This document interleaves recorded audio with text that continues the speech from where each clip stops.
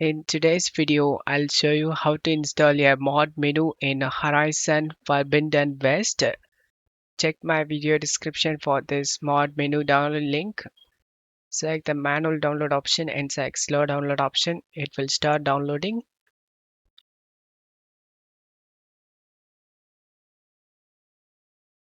Once download done, select this folder icon.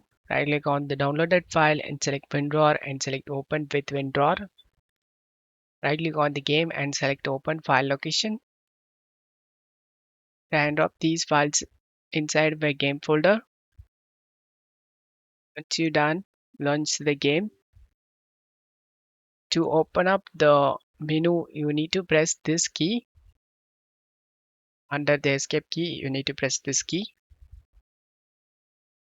Press the menu key to open up this menu and go to gameplay. You can change the time. Go to cheats. You can turn on the cheats you like to use. Enable infinite ammo. Enable God mode. Enable free camera. You can go anywhere using the WASD.